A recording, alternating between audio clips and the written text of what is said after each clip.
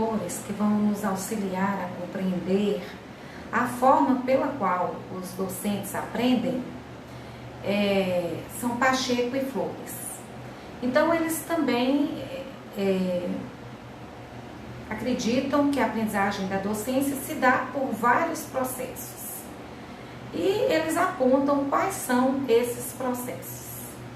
Então, o primeiro deles é a metacognição. A metacognição envolve análises e ponderações que levam à aprendizagem a partir das teorias formais, mas também a partir das vivências práticas. Então, é um processo que ele vai agregar aí as teorias formais ao conhecimento que vem das teorias formais ao conhecimento que vem das vivências práticas.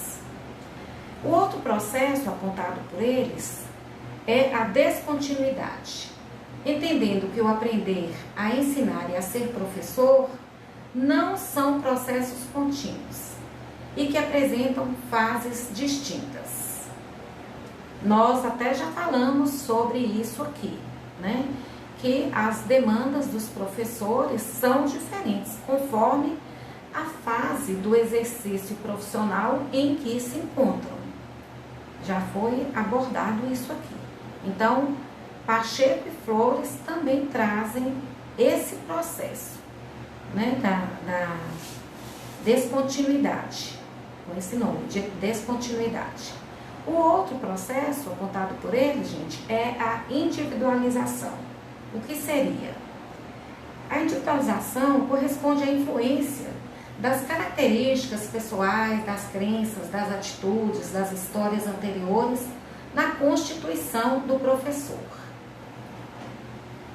Vocês estão observando que, apesar deles trazerem com nomes diferentes, são aspectos que também nós já vimos. Como que a aprendizagem do professor vai sendo individualizada, vai sendo construída, é uma construção pessoal, porque depende da sua visão de mundo, das suas crenças, né? Eles chamam esse processo dessa construção pessoal, eles chamam de individualização, né? E outro processo seria a socialização. A socialização considerando a atuação do professor em contextos que de alguma maneira forjam os conhecimentos, a maneira pela qual analisa e atribui significado às diferentes situações. Por exemplo, na sala de aula, na convivência com os alunos, na instituição, convivendo com outros docentes e profissionais que ali atuam, na esfera social, enfim, nos diferentes espaços em que o professor atua. Então, gente, nós estamos vendo aqui outro processo pelo qual o professor aprende a socialização, que é na interação, que permeia a sua atuação docente, nas interações sociais, com os alunos, com os outros professores, com a gestão de escola, com educadores, com pesquisadores. Então, as relações que se tem no ambiente escolar e fora dele, no exercício da sua profissão, tá certo? No exercício, nos cursos de formação continuada, nas instâncias em que essa formação continuada ocorre, né? Então, são instâncias em que o professor está socializando e aprendendo com o outro.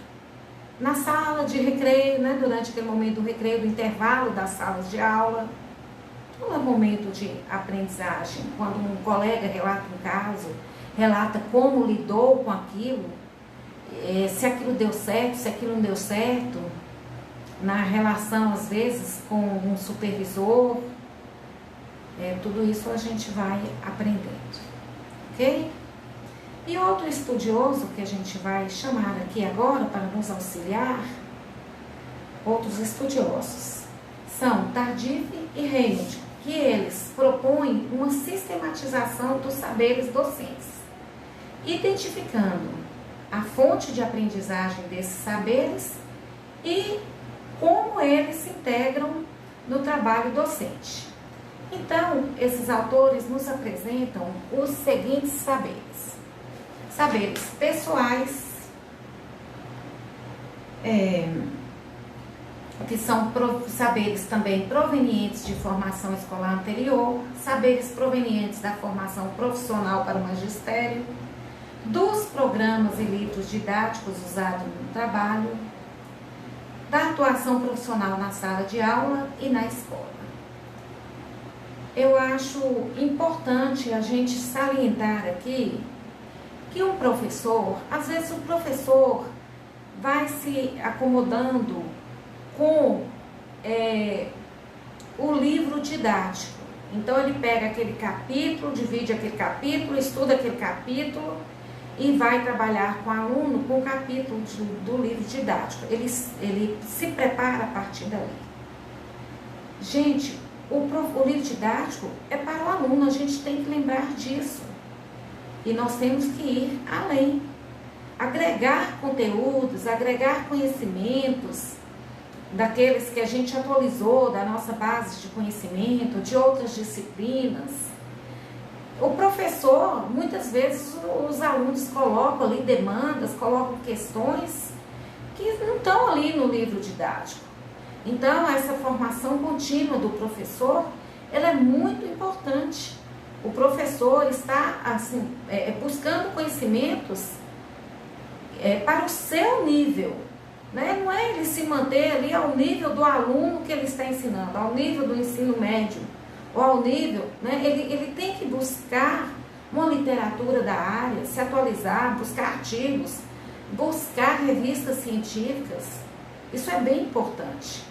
O livro didático ajuda, sim, muito, mas não pode ser, como uma expressão que a gente usa muito, a muleta do professor, né? Então, a gente tem que ter essa consciência, tá? Bom, então nós vamos ver aqui que na aula de hoje, vamos fazer um resumo do que a gente viu na aula de hoje, tá? Nós falamos sobre a aprendizagem da docência, que ocorre tanto no plano pessoal como no coletivo, que os conhecimentos dos professores são construídos a partir de experiências passadas e atuais e da sua visão de mundo, que ensinar e ser professor são processos diferentes, porém interrelacionados. Vimos que ensinar relaciona as atividades dos alunos e dos professores, considerando-se a aprendizagem dos conteúdos, e que ser professor é mais amplo, porque relaciona-se ao desempenho de papéis sociais inerentes à profissão, que vão além de ensinar.